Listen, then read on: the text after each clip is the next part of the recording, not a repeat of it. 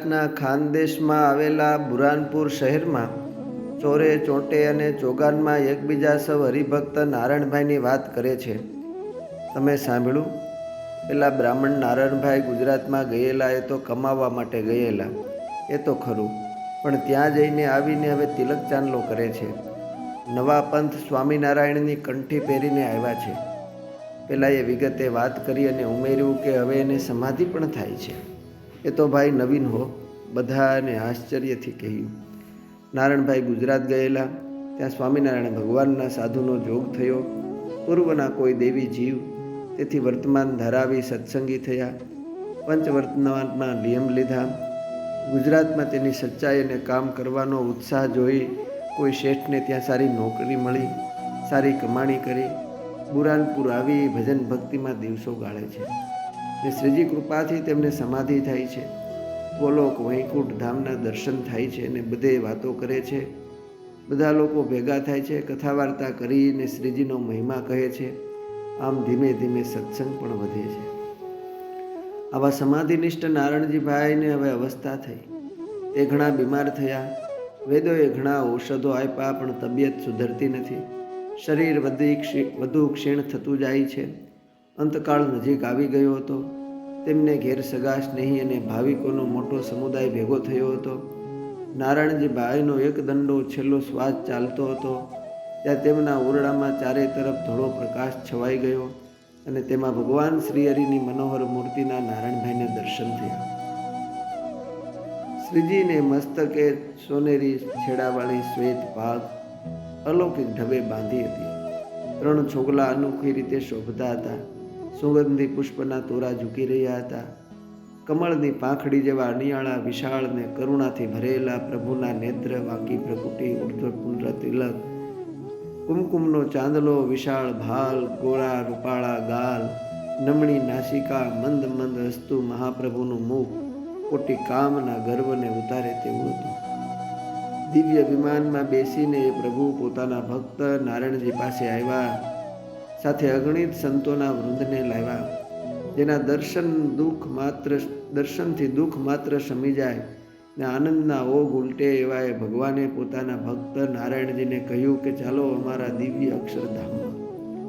એમ કહી માયિક શરીર છોડાવીને અલૌકિક ભાગવતી તનુ આપ્યું. એ સમયે નારાયણજીભાઈનો આત્મા હજારો હજાર માનવીના દેખતા વિમાનમાં બેઠો ને એ વિમાન ક્ષણવારમાં અદૃશ્ય થયું. ઉપરનો અલૌકિક ચમત્કાર જોનાર માનવીઓ શ્રીજી મહારાજના ચમત્કારની વાતો ચારે બાજુ કરવા લાગ્યા. આબમાં એક ઠેકાણે વીજળીનો ચમકારો થાય તે આખાય આભા મંડળને ઉજાળે તેમ આ વાત આખાય બુરાનપુરમાં પ્રસરી ગઈ. નારાયણજીભાઈના ઉપદેશથી જેમ ઘણા માણસો સત્સંગી થયા તેમ પોતાના કુટુંબમાં પણ સારો સત્સંગ થયો હતો. તેમના 12-13 વર્ષના એક પુત્ર હતા. તે ઘણા સારા સત્સંગી હતા. તેને મહારાજના પ્રતાપથી સમાધિ થતી ને ગોલોક, વૈકુંઠ, અક્ષરધામ વગેરે ધામમાં જઈને આવતા. ત્યાંની નવી નવી વાતો મનુષ્ય આગળ કહેતા.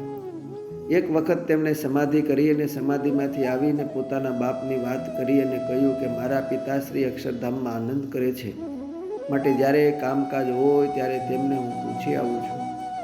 આ વાત સાંભળીને નારાયણજીભાઈના મિત્ર વેંકટરામ અને એના નાના ભાઈ જ્ઞાનેશ્વરે કહ્યું કે આવા ખોટા ગપોટા અમે માનીએ નહીં. મરી ગયેલા કોઈને મળાતું નથી અને ત્યાંથી કોઈ જાતના સમાચાર આવતા નથી.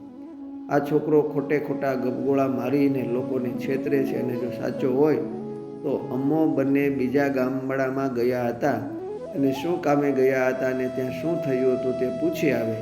તે ખાનગી વાત સાચી ઠરે તો ખરું. ઉપરની વાત સાંભળી નારાયણજીભાઈના પુત્ર હરિરામે સમાધિ કરી. બ્રહ્મ મહોલમાં ગયો. ત્યાં તેમના પિતાશ્રીને જ્ઞાનેશ્વર તથા વેંકટરામે જે સમાચાર કહ્યા હતા તે વાત કરી.